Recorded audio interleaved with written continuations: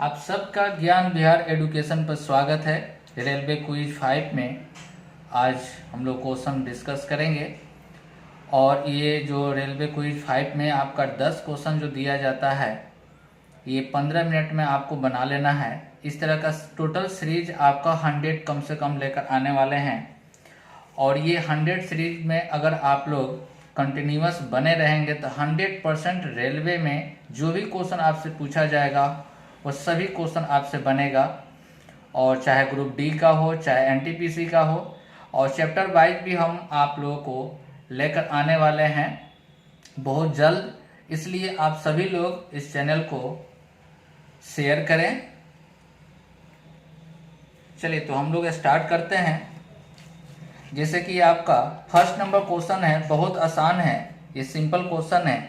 आपको दिया गया है कि कोसेक स्क्वायर 36 डिग्री माइनस 1/कॉट स्क्वायर 54 डिग्री दिया गया है, तो इसको आप लिख सकते हैं tan स्क्वायर 54 डिग्री।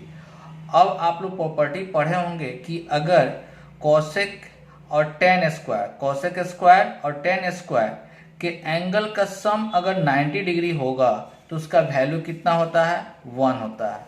ये फॉर्मूला भी आपको याद होना चाहिए कि cosec square θ1 minus tan square θ2 equal to 1 कब होगा, जब θ1 प्लस θ2 इक्वल टू 90 डिग्री।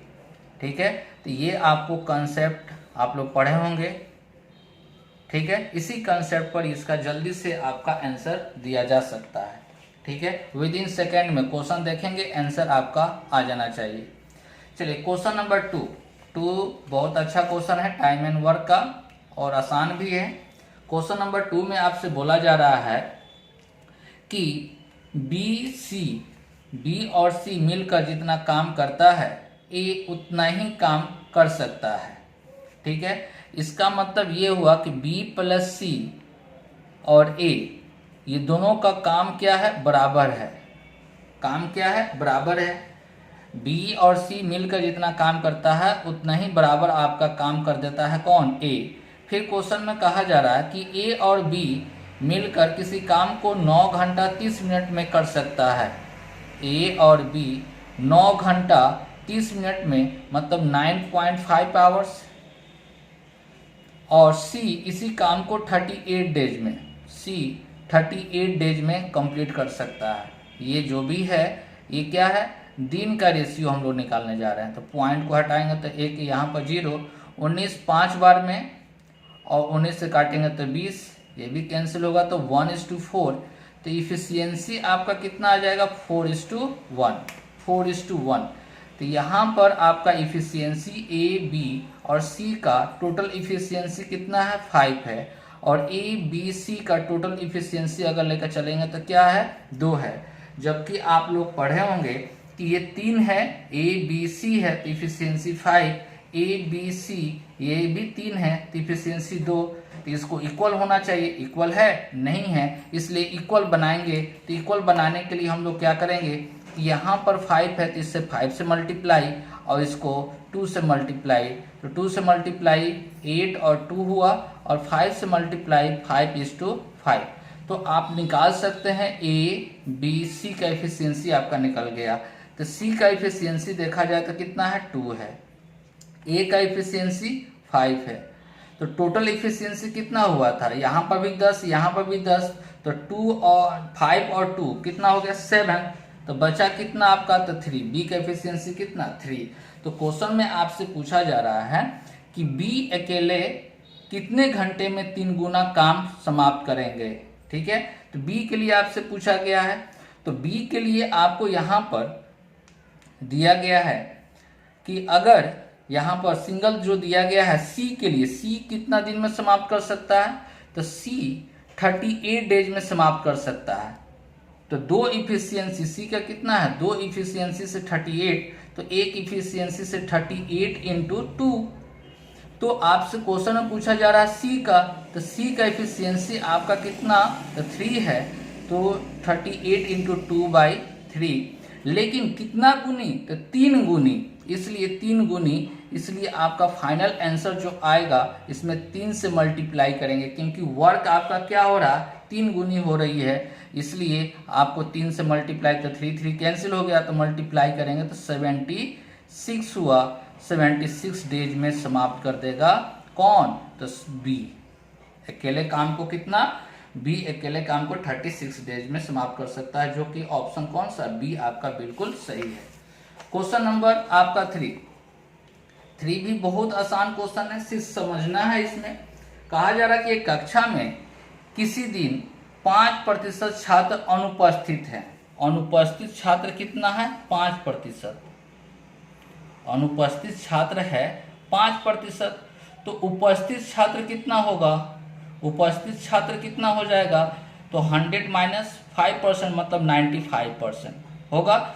तो क्वेश्चन में लिखा हुआ है कि यदि उपस्थित छात्र कितना है, 38 है, तो कहा जा रहा है कि उस दिन कक्षा में छात्रों की कुल संख्या कितनी थी, तो 100% हम लोग निकालेंगे।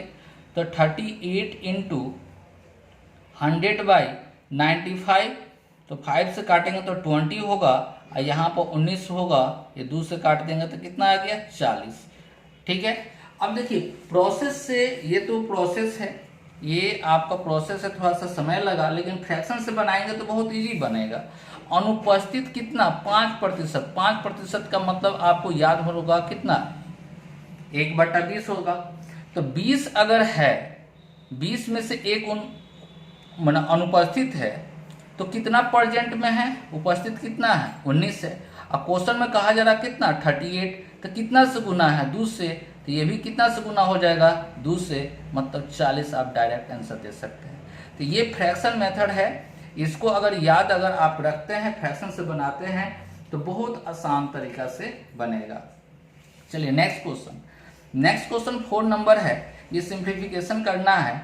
अगर यहाँ पर अगर कलम नहीं चलाएं तभी भी आपका आंसर पता चल जाएगा ऑप्शन को देखकर। ये जितना भी क्वेश्चन लिया गया है ये सब आपका प्रीवियस ईयर का क्वेश्चन है, ग्रुप डी में पूछा गया है कुछ क्वेश्चन आपका एनटीपीसी, ये प्रीवियस ईयर का ही क्वेश्चन लेकर इस बार बनाए हैं क्वेश्चन। तो देखिए ऊपर जितना भी है ये 5 है, यहाँ पर भी कितना 125 में, तो 5 का ही आपका क्यू है। नीचे देखा जाए तो ये 256 जो है आपका 4 होगा या 16 होगा, 16 का स्क्वायर है। ठीक है, ये भी 16 का स्क्वायर है, तो 16 का स्क्वायर का मतलब 4 का स्क्वायर। तो देखिए तो नीचे आपका क्या आना चाहिए, 4 आना चाहिए। नीचे देखिए तो 4 है, ऊपर क्या है 5 है, क्योंकि 5 और 4 कभी कैंसिल होगा, तो आंसर जब भी आएगा तो 5 और 4 के ही रूप में आएगा। तो बिना देखे हुए आप आंसर यहाँ पर सिर्फ इसको देखिए, समझिए क्या आंसर होगा आपका, ऑप्शन कौन सा होगा, डी होगा। ठीक है, तो ये भी दिमाग आपका काम करना चाहिए, और किसी भी क्वेश्चन में अगर 2-3 सेकंड भी अगर बचता है तो आपके लिए बहुत फायदा करता है, क्योंकि वैसा क्वेश्चन में आप टाइम दीजिएगा जो क्वेश्चन आपका थोड़ा सा सिंप्लीफिकेशन उसमें हार्ड करेगा, वहां के लिए आपको टाइम बचाकर रखना होगा। जैसे देखिए यहाँ पर 5 के पावर कितना दिया हुआ 0.25 इंटू यहाँ पर 5 के पावर कितना लिख सकते हैं 125 को 3 बार लिखा जाता है, तो 5 का पावर 3, तो 3 से गुना करेंगे तो 0.75। अगर ये दोनों को पावर को ऐड कर दें, क्योंकि गुना में पावर ऐड होता है, तो 5 के पावर 1 डिवाइडेड बाई यहाँ पर लिखा हुआ है, तो कितना हो जाएगा, ये दोनों का बेस अगर है इक्वल है तो ऐड कर देंगे, तो 256 का पावर 2.25 हो जाएगा।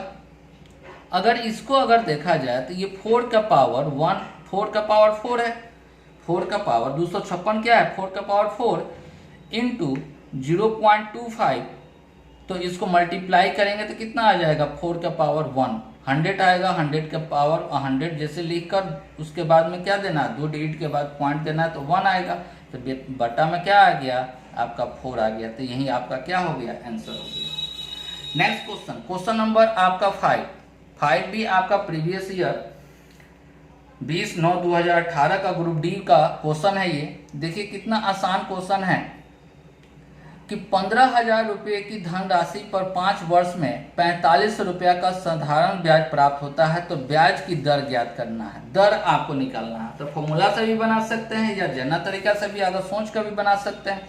तो 5 वर्ष में 4500, 5 वर्ष में 4500, तो 1 वर्ष में कितना हो जाएगा? तो 1 वर्ष में 900 हो जाएगा। 1 वर्ष में कितना हो जाएगा? 900 हो जाएगा। तो आपको दर निकालना है, रेट निकालना है, तो 900 रुपया 1 वर्ष में प्राप्त होता है। कितना आपका अमाउंट था? मूलधन कितना था? तो 1500 गुने 100, 2 जीरो कैंसिल हो जाएगा, यहाँ पर भी जीरो कैंसिल हो गया। 15 6 बार में 6% आपका आंसर, जो कि ऑप्शन कौन सा? बी आपका बिल्कुल सही है। Next 6 number question. 6 नंबर भी आसान क्वेश्चन है। 6 नंबर में कहा जा रहा है कि श्री निवास अपने बेटी से 4 गुनी बड़ा है। ठीक है, तो फादर हो गया और उसका डॉटर डी ले लिए।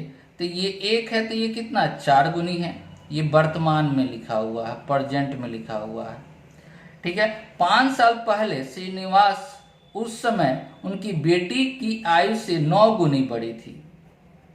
ये 9 कितना? तो 5 वर्ष पहले की बात कहा जा रहा था। तो हम लोग एज का डिफरेंस में पढ़े होंगे कि इसका अंतर कितना? 3, इसका अंतर कितना? 8। अंतर क्या होना चाहिए? बराबर होना चाहिए। अंतर क्या होना चाहिए? तो बराबर होना चाहिए।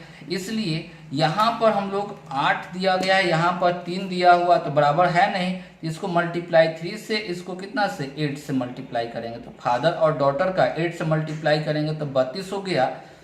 32 हो गया, ये कितना हो गया? 8 हो जाएगा। ठीक है, तो यहाँ पर देखेंगे, यहाँ पर कितना से मल्टीप्लाई? 27 से, और यहाँ पर कितना हो जाएगा? 3 से।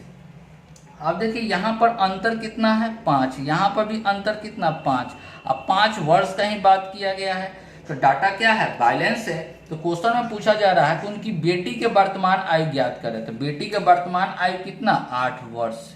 डाटा क्योंकि आपका बैलेंस है, इसलिए 8 वर्ष। डायरेक्ट आपको टाइम लगने वाला नहीं है।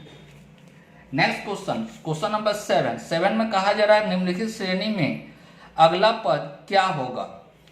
3, 2, 13, 12, 23, 22। बहुत आसान है। यहाँ पर कितना इंक्रीज किया? तो +10। यहाँ पर कितना? +10। तो अगला टर्म में भी कितना होगा? +10 ही इंक्रीज करेगा। तो कितना हो जाएगा? 33 आपका आंसर, जो कि आपका ऑप्शन कौन सा? ए बिल्कुल सही है। नेक्स्ट क्वेश्चन 8 नंबर क्वेश्चन में आपसे कहा जा रहा है कि सतीश ने एक उपन्यास 6 दिन में पढ़ता है। प्रतिदिन वह इसे 1.3/4 घंटे तक पढ़ता है, तो उपन्यास को पूरा पढ़ने में उसको कितना घंटा समय लगेगा? तो 1 घंटा में प्रतिदिन एक दिन में कितना वो घंटा पढ़ता है? तो 1.3/4 7/4 आवर्स पढ़ता है। तो टोटल कितना दिन में? तो 6 दिन में, इसलिए गुना कितना हो जाएगा? 6 से गुना हो जाएगा। तो ये कितना हो जाएगा आपका? 3, ये 2, 21/2 10.1/2 घंटा में उपन्यास को क्या करेगा? समाप्त करेगा, जो कि ऑप्शन कौन सा? सी बिल्कुल आपका सही है। नेक्स्ट क्वेश्चन नंबर 9 में आपसे कहा जा रहा है, बहुत आसान क्वेश्चन है, ज्योमेट्री से है। ABC में कोई त्रिभुज है, ABC में कहा जा रहा है कि AB और AC पर D और E क्रमशः, इस पर D है और इस पर क्या है? E है। 2 बिंदु है जो DE समानांतर BC का है, मतलब BC पैरेलल टू DE दिया गया है ये। अब कहा जा रहा है कि AD 2 सेंटीमीटर, AD कितना है? 2 है, और BD कितना हो गया? 3। तो टोटल कितना हो जाएगा? 5। टोटल हो जाएगा 5। अगर ये दोनों पैरेलल है तो ट्रायंगल ADE सिमिलर, मतलब समरूप त्रिभुज ABC के बराबर होगा, समरूप होगा। इसलिए इसका रेशियो का, अब कहा जा रहा है यहाँ पर area of triangle ADE by area of triangle ABC। तो आप लोग पढ़े होंगे कि इसका साइड के रेशियो के स्क्वायर के बराबर होता है। तो साइड का रेशियो इसका AD का स्क्वायर बटा AB के स्क्वायर के बराबर होगा। तो AD कितना 2 का स्क्वायर और AB कितना दिया हुआ है तो 5 हो गया, 5 का स्क्वायर, 2 का स्क्वायर 4 और 5 का स्क्वायर 25। यही आपका फाइनल आंसर होगा, जो कि ऑप्शन कौन सा बी आपका बिल्कुल सही दे रहा है। नेक्स्ट क्वेश्चन, क्वेश्चन नंबर 10 भी बहुत आसान क्वेश्चन है। कहा जा रहा है कि 3 का पावर 31 में इकाई अंक क्या होगा। तो आप लोग पढ़े होंगे कि इकाई अंक निकालने के लिए पावर को 4 से डिवाइड करते हैं। तो 4 से डिवाइड करते हैं तो आपको 7 से लगाएंगे 28, रिमाइंडर शेषफल कितना आया 3। तो 3 का पावर जो बेस रहता है यहाँ पर 3 का पावर रिमाइंडर को रख देते हैं 3 का पावर 3, 3 का पावर 3 का मतलब 27, मतलब यूनिट डिजिट क्या आया 7 आया, जो कि आपका ऑप्शन कौन सा बी आपका बिल्कुल सही होगा। आप लोग इसी तरह से वीडियो देखते रहें, बहुत जल्द आपका सिलेबस भी चालू करने वाले हैं। चलिए ओके, थैंक यू।